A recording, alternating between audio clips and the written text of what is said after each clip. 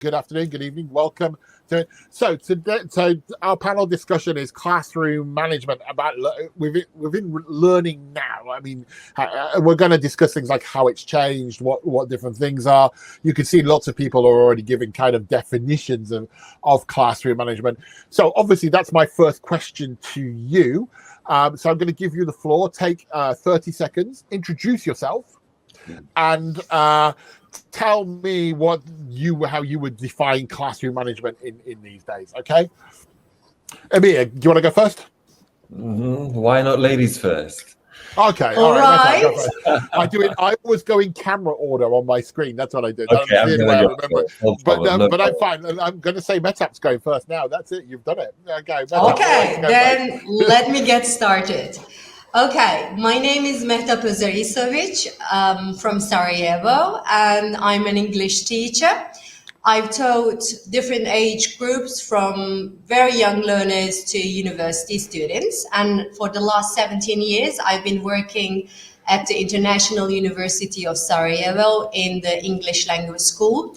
And for the last 3 years, I've been in an additional role as the academic advisor in the academic support office. And now it's time for me to define what classroom management means to me. Okay, for me, classroom management isn't any longer the same as being the ultimate authority source or the source of knowledge in the room.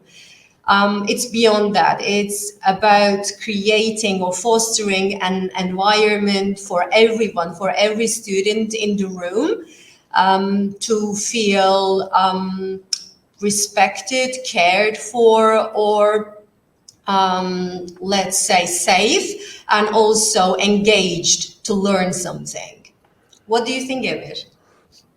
So, let me first react and then introduce myself, or Sure. How do I do that? Okay, because I have to actually, react back to what you just said. It's quite interesting.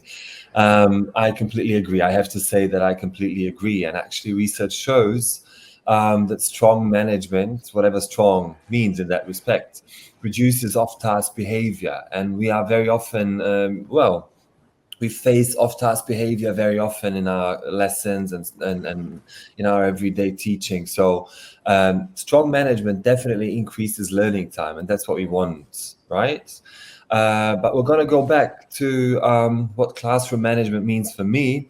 And I have to say that it does have to do something with myself and who I am and what I do. So I'm going to introduce myself and tell you why that is so important for my understanding of what classroom management actually is.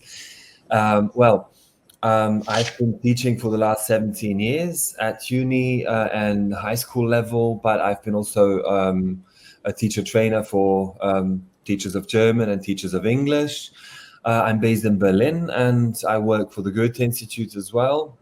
But I always teach. So I never only train teachers. I always teach. So I think that kind of like bridges all gaps that would appear if I wouldn't be teaching. I think that's very important for me.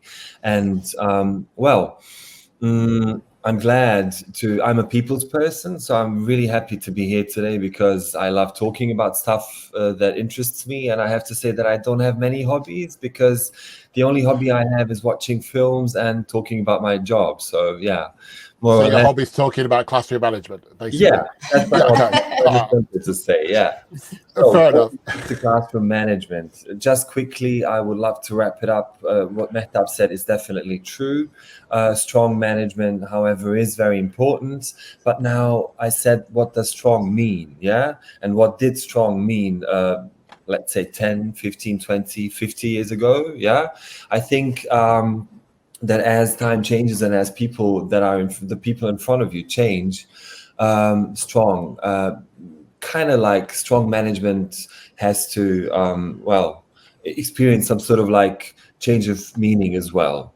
So I think today strong management means being very clear still, but also very responsive. Yeah. So in a way, react to what is happening in front of you. Yeah. I'm interested. It's interesting. Obviously, you were succinct with your definitions. Looking at the audience, it's such a vast definition, from managing the classroom to managing expectations, dealing with transitions, having respect, organizing the classroom, the seating, the resources, behavior management. I mean, it's managing expectations, strategizing approaches, managing effectively. Just so many nuances to what the audience says. Whereas I think you came from a very while I think everybody has everything to contribute here, you're talking more about from the teacher role rather than everything else, I think, with it. But we'll get into that. Do you think, I mean, you've talked about classroom management and there a little bit. Do you think that classroom management has to be altered by learners, obviously. So do you think learner expectations have changed over the last few years? And if so, how has that kind of impacted upon you with it? I see that Mehtap's already nodding, so I'm going to give her the first go. Oh, all right. Okay. I have a lot to say about this. Well, let's try and keep it succinct, because we'd like to hear Emir as well. I'll do that. Okay. There is a change, I think a very big change in the expectations of today's learners. Number one, the way they learn and their learning habits have changed. What I mean is when they have a bigger voice in the way they want to learn, something you might find overloaded or overwhelming could be a piece of cake for them, and they want to decide when, what, where to learn. So when you think about how much they're exposed to like quick, tech-based, high engagement, or even interactive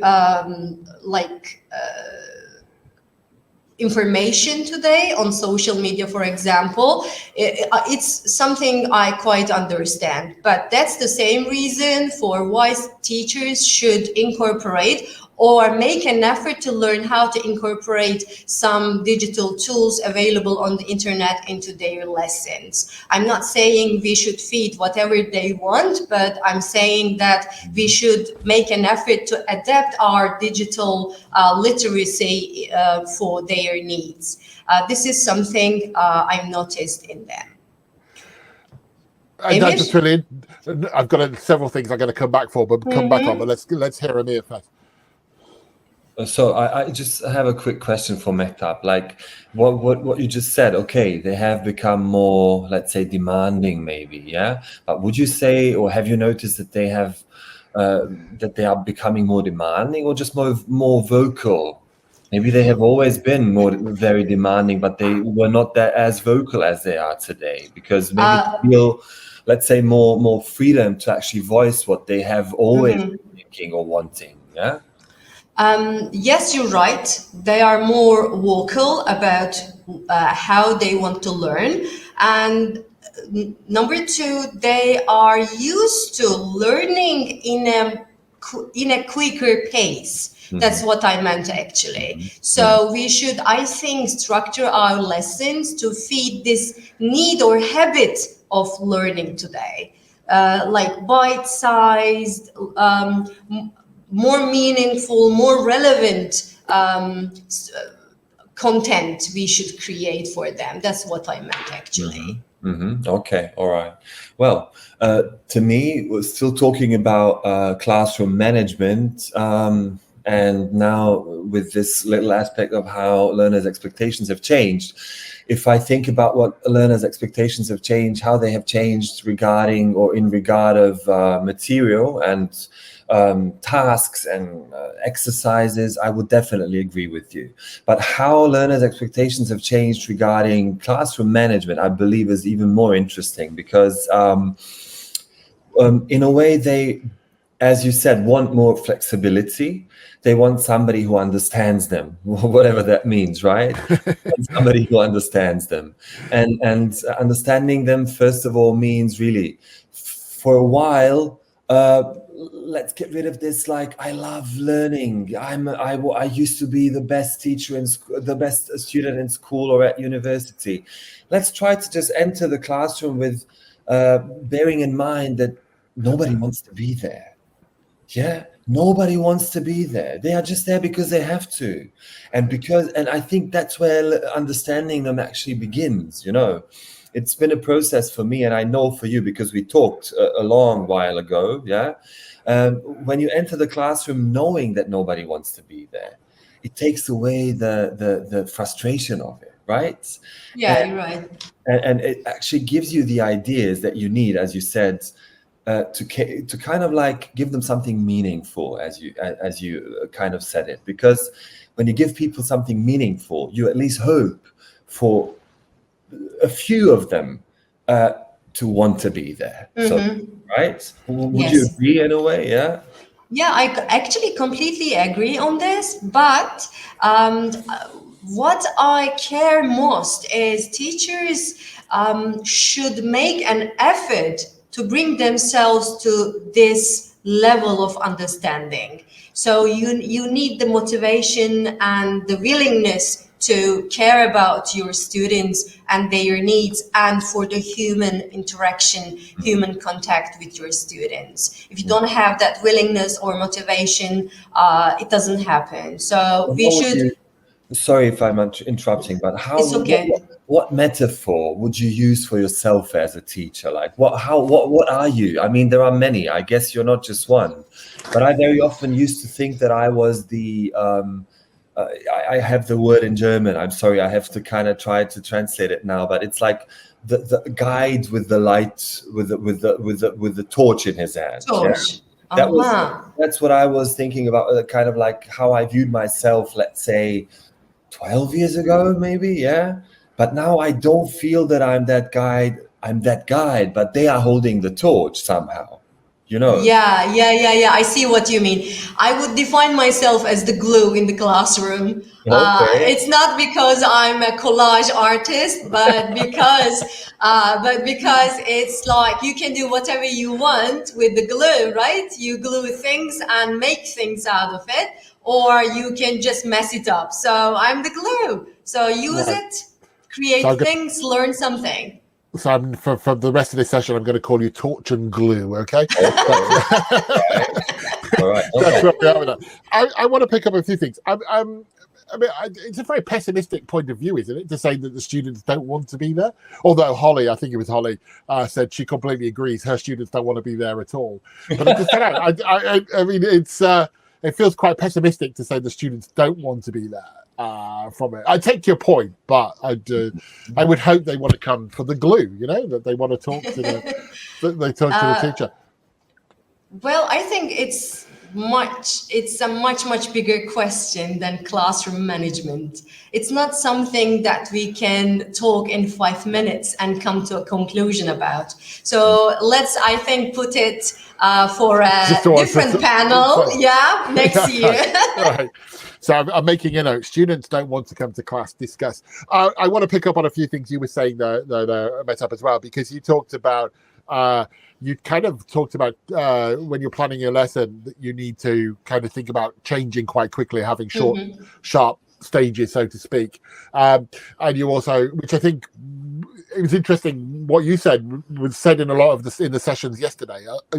This idea of the micro learning, the micro bits, the idea of changing information, this idea of almost generation alpha not having the attention span with it. So I think I think that's an interesting parallel to come through there. You also mentioned digital tools to a certain extent. So I'm going to move the conversation slightly, because also when you see me look like this, I'm looking at questions, by the way, audience. And there are a number of questions coming in about technology. And this idea now that we've got online classes, we've got face-to-face classes. And I can't remember the name. I'll come back to it in a moment. It's talking about how is it different online? Noor says, is there a stronger classroom management needed in online teaching, for example? So when you define your class, when you've kind of defined classroom management, but do you see it the same no matter what kind of mode is, because we've got online, we've got synchronous, asynchronous, we've got the classroom, we've got hybrid, we've got all these things now. Is it reasonably the same, or would you say there are differences? Emir, would you like to start on this? Yeah, I would, but I'm still thinking. Okay. Let me say something then, because I've been thinking about this. Well, although I said there have been some changes in the expectations of this new generation of students, I also believe that classroom management hasn't changed much in its very essence. So whether it's online or face-to-face, you should, as a teacher, have some basic communication skills, people skills. You should work on your attitude both towards teaching and students at the same time. Or you should, I don't know, do careful planning, or you should be consistent with your assessment and giving feedback, or you should be flexible and adaptable at the same time to the unanticipated problems in your classes. So things haven't changed much in their very essence. So I don't see much difference between teaching online and teaching face-to-face. Thank you. I think I agree with you, but I'm going to listen to what Emir says to see if he changes my mind. You won't think for much longer that you agree with her. Okay. I'm joking. No, it's like I definitely agree with you that the essence is there: clarity, consistency. Well, to some extent, also flexibility. But I'd like to pick up this flexibility aspect of flexibility. I believe that we as teachers during the COVID pandemic were very much forced to actually become much more flexible, to become reductive in our roles in a way, because we did do lessons in a more learner-centered way for years, let's be honest. But when online teaching, well, just was dropped into our laps or whatever, however you want to call it, what happened a few years back, we just had to put students into those breakout rooms and just trust that they will do their job. And that was the first time that we couldn't observe them. And I believe that has changed a lot when it comes to our relationships with students. Not the routine, not the clarity, not the consistency that you just mentioned, but regarding the relationship, I believe that it has changed just by being pushed into trusting them more than you could ever believe you would. That's how I experienced the whole period back then. Yeah, it's quite interesting, because you both talked about the students with their voice and their understanding, which comes from trust as well, I think. So it's almost like chicken and egg. Did the voice come because we trusted them more in the breakout rooms? So now they're more demanding because of that. I'm not asking you to answer, but I'm just thinking about what you're saying and how that goes around. There's some interesting things coming in the chat box. I've got to mention Maria, who said you talked about being the torch and the glue. Maria said she's the paintbrush, which I think is a lovely metaphor. There's lots of metaphors coming out. So she's the paintbrush of the class, which I think is really nice. A number of people are talking about that engagement is the important thing, how to engage the students, which I think you both already really said. Catherine talks about adaptability and flexibility, which I think, again, you've kind of implied, if not said directly. Juliana does think that managing online classes is more challenging because we can't see and hear them all the time, which is kind of what you were talking about there, Emir. Mehtap, sorry, you were going to say something. Yeah, I'd like to add something. Okay, during the COVID pandemic, we had to do that, and the students were dragged into the online classrooms. But now, in my experience, online teaching is more about wanting to have an online class with an English teacher. You pay for it and you do it willingly. Your motivation level is off the roof. So in that scenario, you are not pushed into it. You want to learn something, so you do, and you feel you have to do everything the teacher wants you to do or asks you to do. So it's different, I think, from the pandemic Yes, period. definitely is. It definitely is, and that's why we enjoy it so much. At least I do. Yeah, I definitely enjoy it very much. But I believe that in an online context, let's say in non-pandemic kind of like circumstances and whatever, what we said, being responsive is quite important in both types of learning room, be it online or the very physical room, right? But being preventive in an online classroom is very important. And I'm not talking about disruptions or bad behavior.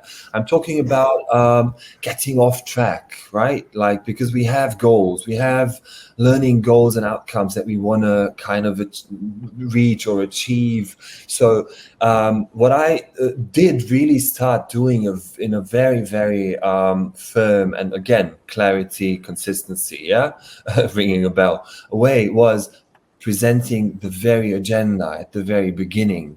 What are you gonna do in a very understandable way to students? Like today, once you leave this 60, 90, 45-minute session, whatever it is, you're gonna hopefully be able to, or better be able to, and then whatever that is. So being preventive in a way means planning your lesson so clearly that when you send them to one of those breakout rooms, they actually know what to do and what's expected once they come back.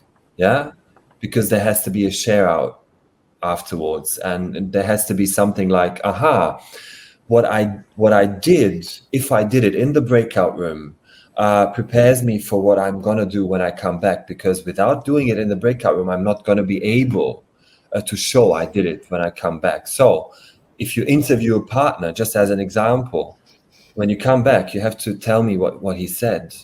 Yeah. So that's the kinds of strategies that you can use to just, prevent things from going off track, I would say, right? Yeah, I think prevention starts with good planning and getting prepared for your lessons. And I completely agree with you on that, because in my opinion, a well-managed classroom is where a student knows what's going on, number one, what he's gonna do next, and that he knows he's gonna learn something at the end of the lesson, or he's gonna, be able to use something better in a way. So only then, whatever you do becomes more meaningful and more engaging for the student. If you don't do that step in your teaching, whatever you teach, whichever age group you teach, it doesn't matter much. Be clear with the expectations and the policies you want to have in your lessons, and the rest is, I think, a piece of cake. But do you think it's possible to meet these expectations without Not always control, in a way? Because control is very much something that we do like to have, because we only have those 45 minutes, and if we don't have the control, we kind of believe we're not going to make it, right? Would you say that it's possible to meet those expectations without losing control to the fullest, or to some extent, so? But I started the conversation with my definition of classroom management, and in that sentence there was no mention of control, exerting control, authority. So I don't see it that way. Just put a pin in it for a second. We'll come on to that, because a lot of people are asking about that. I just want to reiterate to people, in case they're missing the point that you made, this idea of telling the students up front what's going to happen in the lesson and what the expectations are. And this is, I think you talk about it, Emir, in the context of online, but I think it's good teaching, the agenda of where they're going, the expectations of where they're going. And I'll say to the audience, we're not going to keep going down the online route, but they're so divided as to which is the better.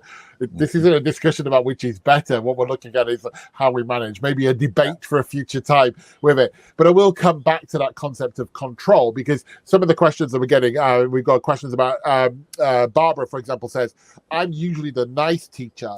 because that's my personality. But so how do I get the students to respect me? And I think that fits into this idea of like being the facilitator, being the controller, this idea of what the teacher's role is. If you want to give the students autonomy, like the voice, if you want to have lots of them to be involved, that'll be quite challenging for teachers who like control.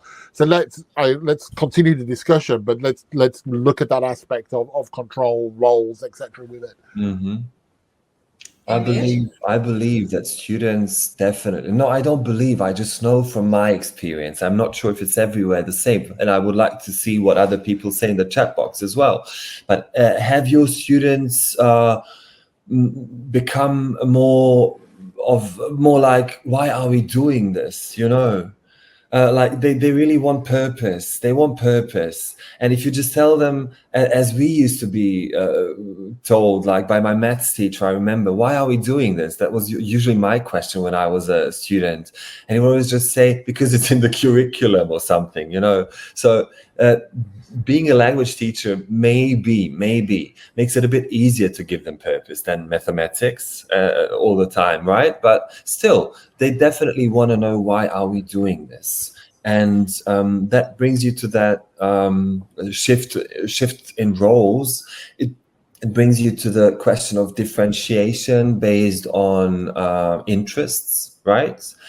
Should you you have a communicative goal, but why not let somebody who reads literature, loves reading literature, why don't let them read a little piece of writing by some author while the others read a different kind of text, for example, right? So that's what I would say still means controlling the whole thing, yeah, and not controlling in the sense that not allowing them the freedom, but on the contrary, by giving them more options where they can choose from, you actually control what's going on. So control, I know, has a very pejorative kind of like connotation, but when I say it, I don't mean it that way. I just mean control in a way where you bring students to get the best out of the lesson for themselves. Mm-hmm. And that's controlling the goal, reaching the goal. Yeah. But I would definitely venture to say that today you can't control by forcing something upon people, but by giving them the options and choice. What do you think? Well, I had this idea while you were speaking and I noted it down. I think structure is the controller in the lessons. It's a very philosophical statement at the moment, but the structure itself, when I say the structure of the lesson, the stages of your teaching is the very controller in the room.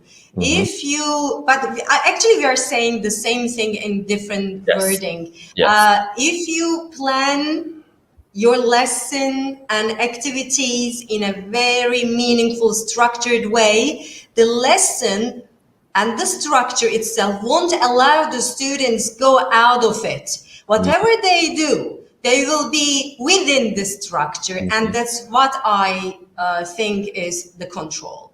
So as long as you have experience and motivation to put an effort into planning your lessons, I think you're safe. You don't have to make any more effort to try to control the students or be the bad cop yelling at them. So you don't have to do that anymore. The smile on my face is because not everyone agrees with you. The word chaos has appeared in the chat box a few times. More options is more chaos. Chaos rules. No. I like chaos. I like talkative people. I love students talking about the task I give them. What else do you want from a student talking in English, in an English language class? What else should they do? All I'm doing is relaying what the chat box. Sure. It's not meant for you. I'm not sure. I like chaos. I like managed chaos. I think if I can. Manage sure. And I think that's what you're saying. Somebody was talking about hidden control. There is control. It's just hidden. It's well managed chaos. You talk about structure, and it kind of ties in with Yusuf. Then asked a question about rules.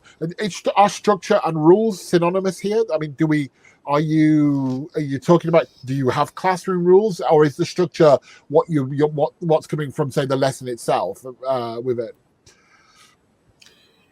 Well, Emir? Yeah, no problem. I think it's partly synonymous, but not only, right? Structure means the planning as well, like the very structure of the lesson in a way, right? So the stages of a lesson, and how you deal with planning what's how you wanna introduce something, and how you want to, hopefully inductively elicit things from students, and then let them practice, and then let them consolidate, and then let them partly use it, and then let them kind of like in a less controlled environment, or with a less controlled task, try to make them use the language in that lesson, right? So that very structure and that routine that is there, if you are a teacher who teaches in a I would say plausible and logical way, right? That is also structure. But rules are very important.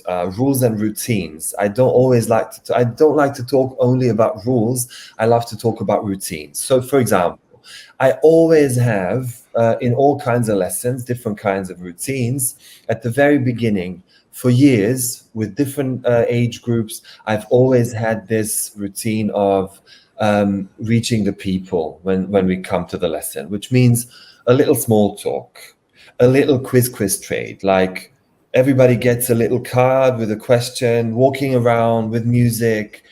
As the music stops, they have to stop and talk to their closest neighbor, let's call them that way, right? And once they do that, they just exchange those cards and they move on, and talk to as many people as possible within those 3 to 5 minutes, being there as people. And that's very important, because we do say in the CEFR and other very, very scientific texts that we want to reach people who are social agents, like people who actually we want in our lessons. We are preparing them for social situations, right? So how can you prepare somebody for a social situation if you don't treat them as social beings in a way, right? Or as beings as such.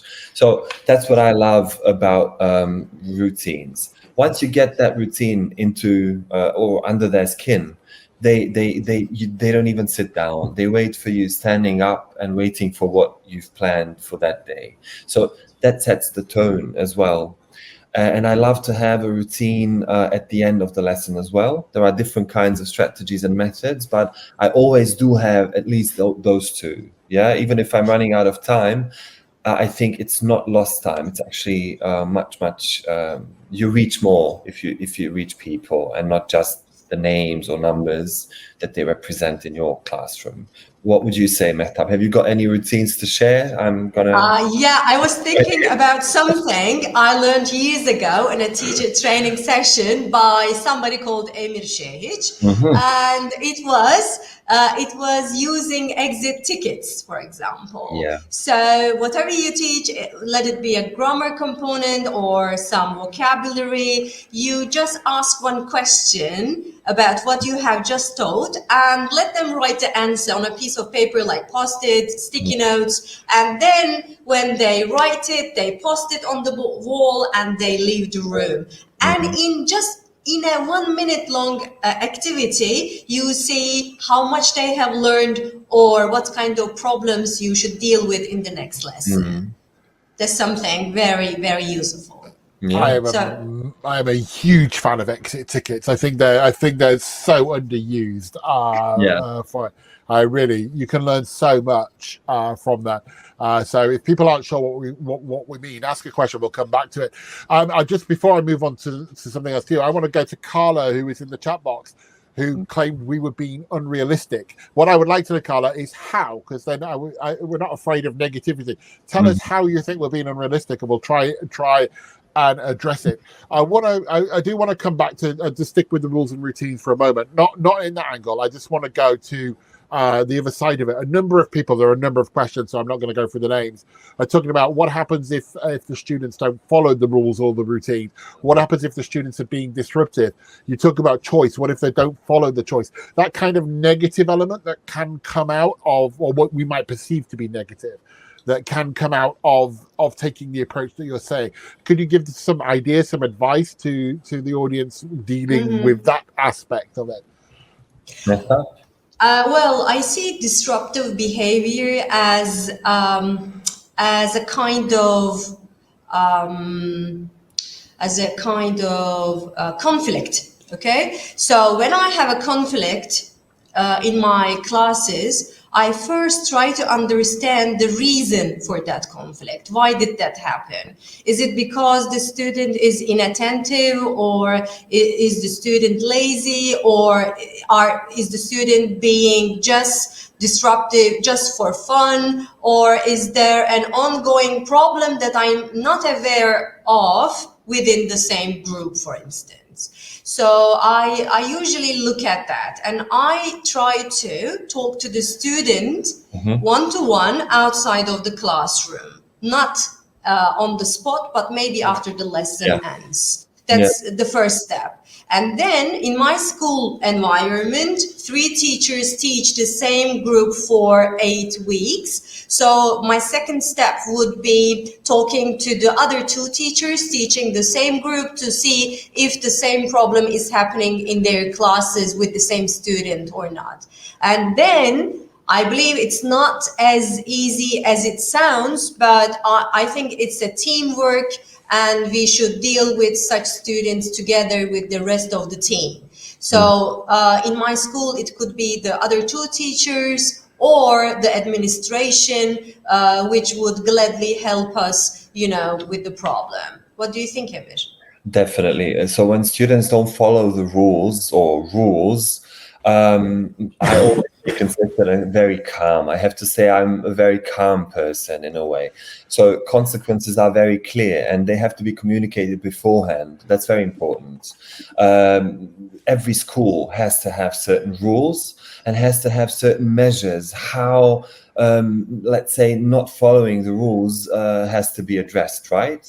And then teachers have, as employees of that school or that institution, have to follow those rules as well. So if we all follow the rules, there's going to be an answer to not following the rules by whoever.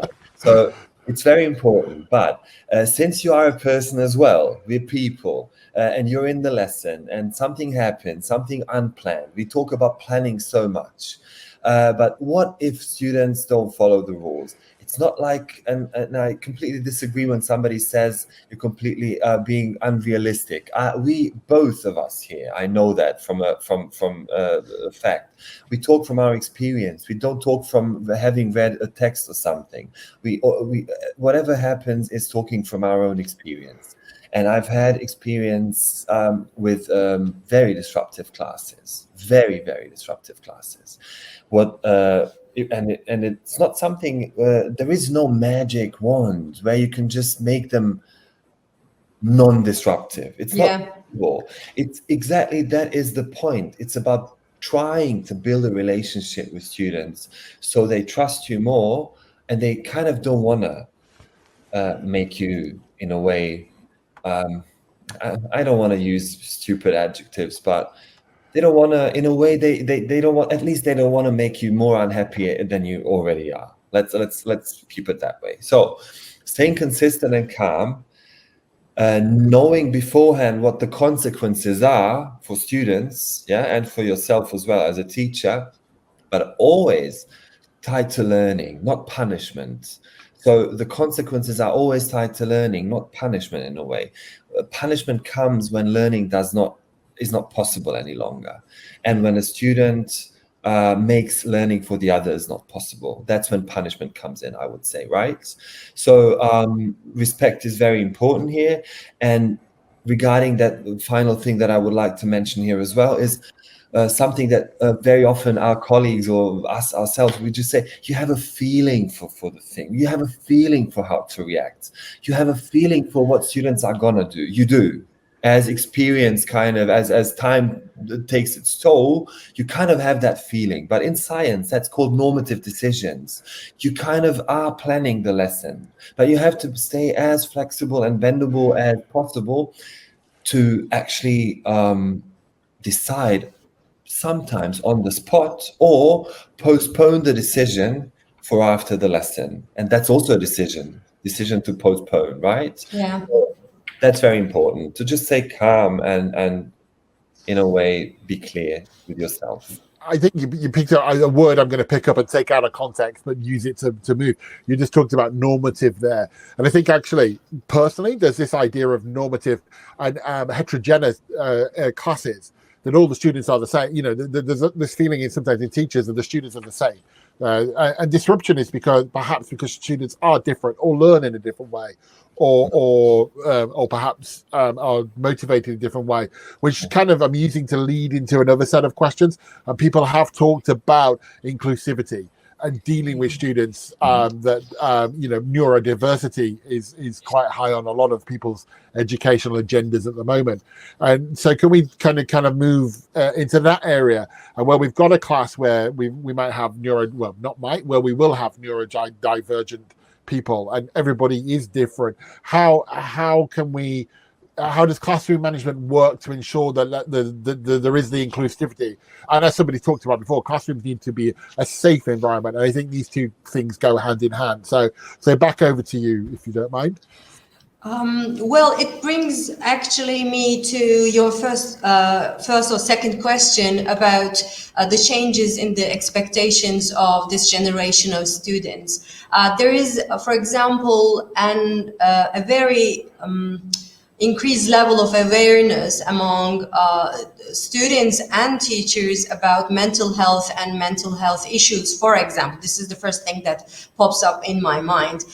So there might be in your group some students who suffer from attention and concentration difficulties such as ADHD, or there might be some students who are slow learners who feel left behind, when some students answer all the questions immediately, or there might be some students who have learning anxiety or test anxiety, for example. So these are all differences among your students, and you should be, as the teacher, to come up with tools, devices, strategies, activities, different task formats for all of them. So when I first described the way I understand classroom management, actually this is something I wanted to highlight. It's something crucial. It's something essential. You cannot pretend that everybody learns at the same time. You cannot pretend that everybody has a tendency to learn languages. So you should always remember, recognize and accommodate their needs. Emir?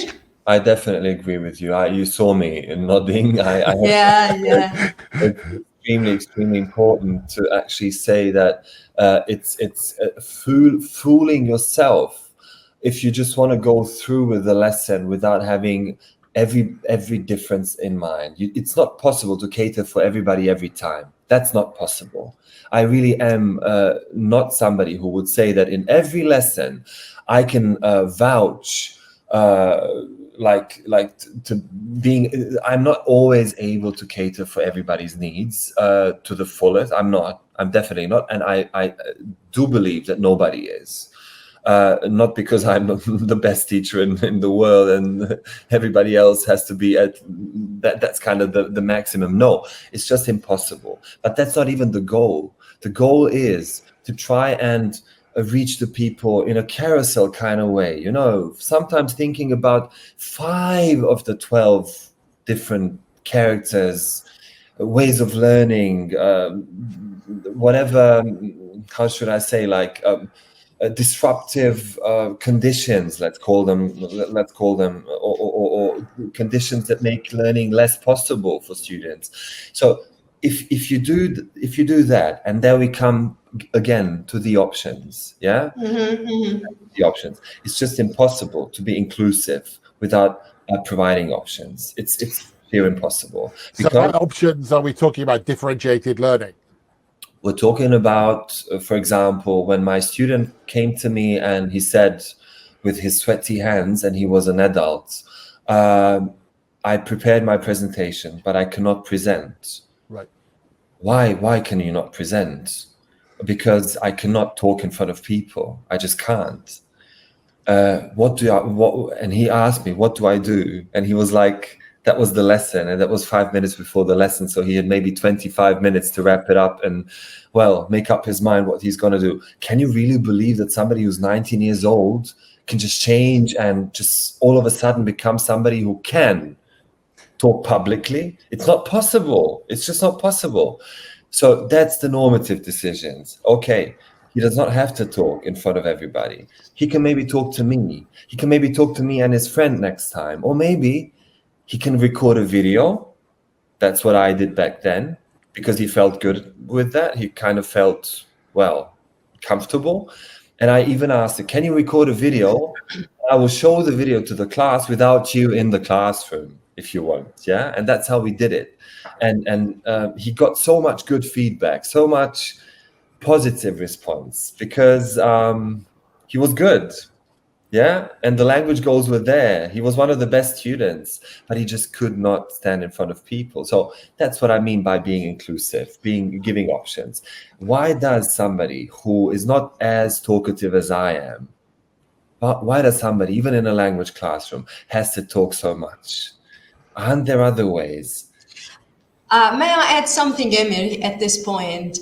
I think decision-making on such matters to create a more inclusive classroom should be done collectively as the teaching staff in your school.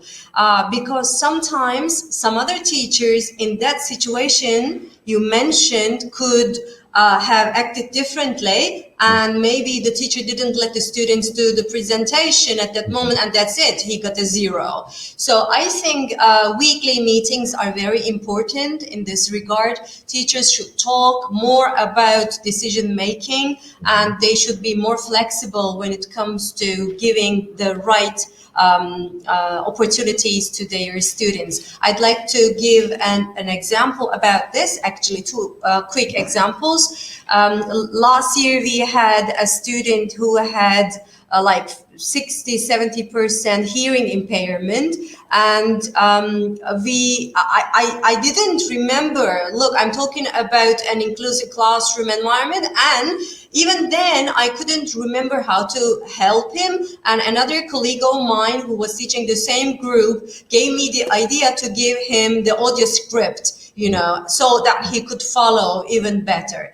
And this year we have students from, for instance, Palestine who have PTSD the problems, and we with my colleagues, we decided to give them some like relaxation moments, quiet moments during the lesson when something triggers their traumas. So we should decide together as a team on such matters. Yeah, and there you go back to building relationships, because how can you understand somebody and their way of learning and feeling in your lesson if you don't build relationships, right? And relationships is key to good classroom management, because trauma is something people cannot deal with just by respecting the rules or following the rules, or, you know, being good students who are respectful of the teacher and other people in the room.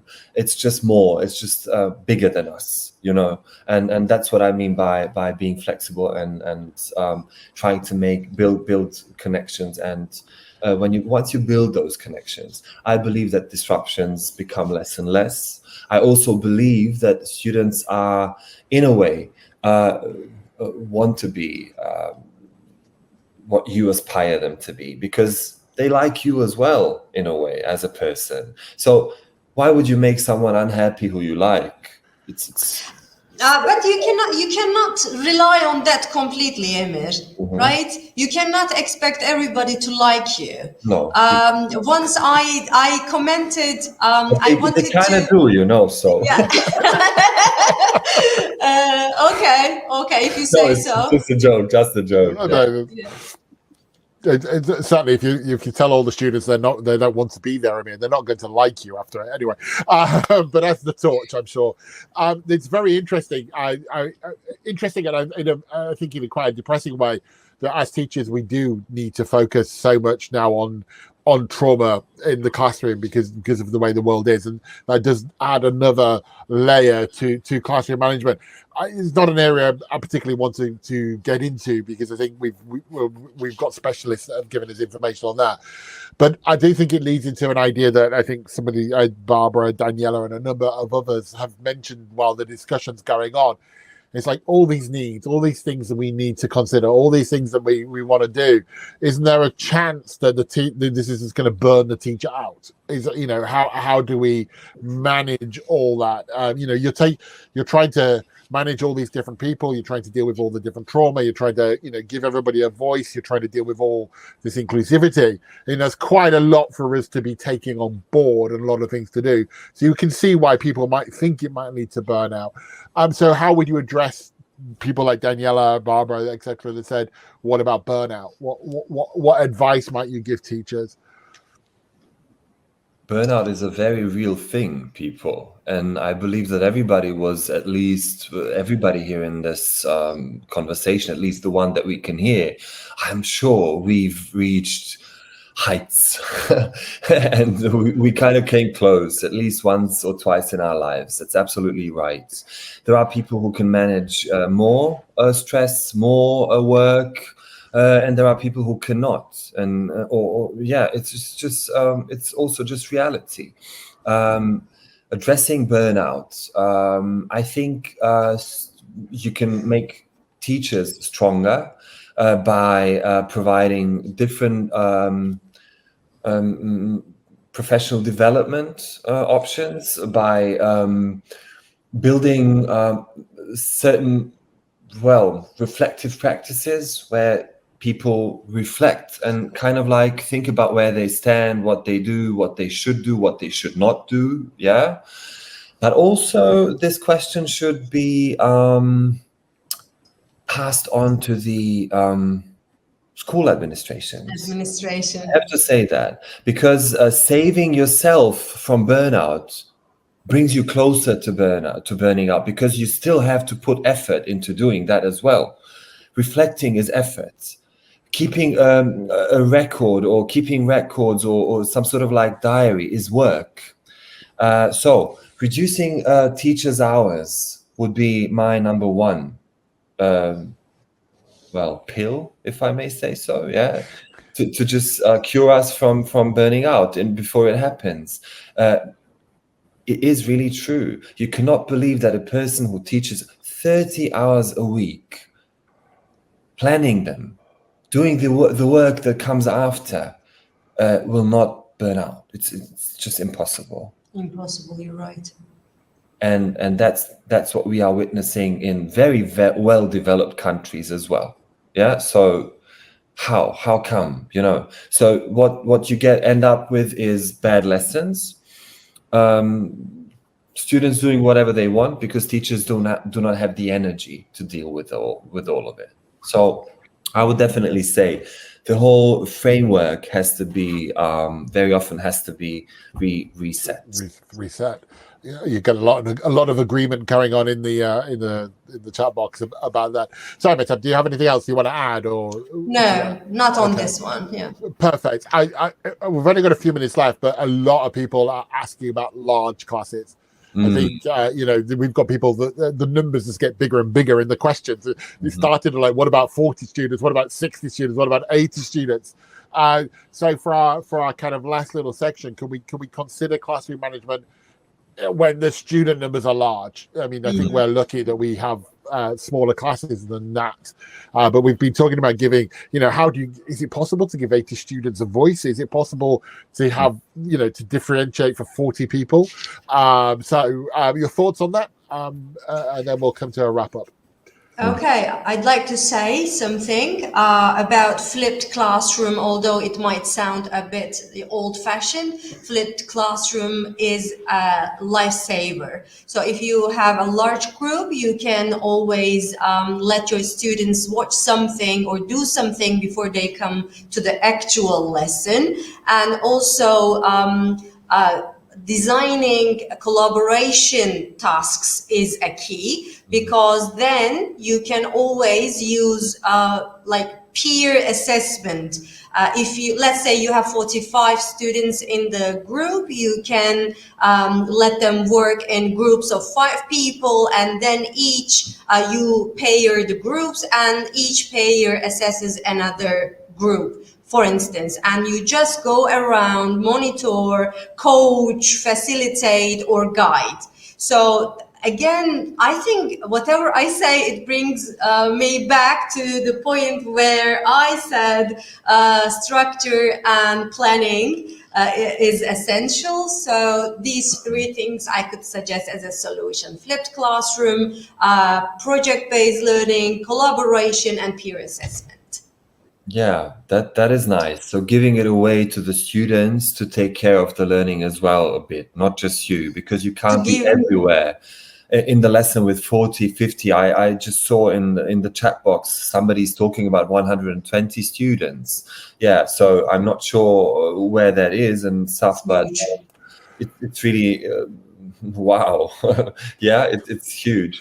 So definitely everybody has to take care of their learning. And but I do remember Harmer, when I was a student, Jeremy Harmer, saying learning will take care of itself, and I still believe it will. Yeah, I still believe it will. So if you set if you kind of like put effort into the setting, and if you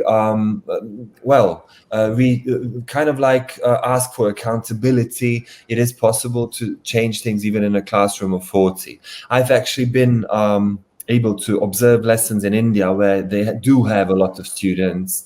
It was German teachers or teachers of German who actually teach in India, and what they did was very, very often, also depending on the good weather there, right? They very often go out with the students because the classroom's just not, it's too small for such a big number. They have methods they use where everybody's involved, and they keep them involved. I would say keeping people involved, even in a big classroom, at least brings you closer to reaching your goals a little bit. Yeah. So it is not possible to give everybody a voice every single time. That is true. But somehow, luckily, I would say that, let's say more traditional systems, educational systems, where very often we do have more students in the classroom, tend to have more respectful students at the same time. So I would say that having a classroom of 40 students in Germany, where I live, would be a bigger disaster than it is in India. That's an interesting point of view from it. I've just sent Jeremy a message to say if he still believes in learning will take care of itself. So I'll get back to you if he messages me back. So I think the audience understands what you said about flipped learning, this idea of presenting the work that the students kind of prepare before the lesson. It's often done by video. It doesn't have to be, but often done by video. So the students come into the classroom to be able to discuss rather than have to do something. I'm sorry, but what if they don't prepare? That's the big problem, right? Well, this is true. I'm not getting into flipped learning. I'm just clarifying a few terms in there. While you're on mic, Emir, could you tell the audience again what an exit ticket is? A number of people have asked about what an exit ticket is. Can you give a short, succinct definition? I think Mehtap did explain it, right? Oh, they did, yes. But can we just? I'm not saying you didn't. Exit tickets. Let's say it's a small ticket. You could just take a piece of paper or post it and give everybody. Yeah, post it like the one Mehtap's showing, and you could actually give them some sort of like 1, 2, or 3 guidelines or questions to guide them to just reflect on the lesson. It could be a table as well, where they were like, what did I know? What do I know now? What do I want to improve? Could also be one of those things. Or just asking them, what did you learn today? What are you going to focus on in the next lesson? Yeah. Or did you have any problems with something? Share the problem that you had. So once you collect those exit tickets, you can actually know and feed them into your planning for the next lesson as well, because you can see what students, how they react to what they've just learned. For lower levels, it could be even, for example, after doing a class on vocabulary for fruit and vegetables, you could easily say, what's your favorite fruit? And they write, my favorite fruit is, and then leave the classroom. It could be as simple as that too. Yeah. Or write 3 words that you learned today, 5 words. Yeah. Okay, well, let's put it into practice because our hour is up. So audience, your exit ticket, please. What's one thing you've learned from this session? Does that work? So, Emir, you've got 30 seconds to say goodbye, to wrap up, and then, Mehtap, both of you got 30 seconds to wrap up and say goodbye. Who wants to go first? I'd like to go first, but I'm not going to use 30 seconds, I guess. I do think that options are very important. Authenticity is very important. Be yourself in a way. And empathy is very important. As we said, consistency and clarity is important, but let's kind of like try to bring those rules down on paper together. Let's try to agree on routines together. Let's try to facilitate learning by doing things together. All right, first things first, glue. So be the glue in your classroom. And my number 2 piece of, let's say, wrap-up sentence is,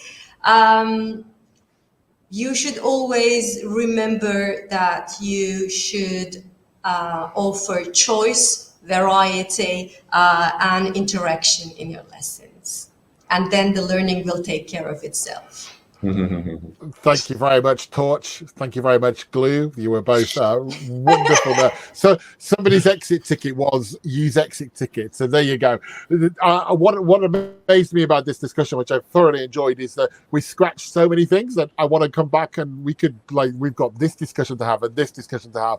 But I hope it was food for thought for everyone. Thank you so much for the conversation, both of you. Thoroughly enjoyed it. You're getting a lot of love in the chat box. Thank you for getting us started with Chapter 11, Block 2 today with just such a deep conversation. I really enjoyed it. Thank you both. Thank you to both of you.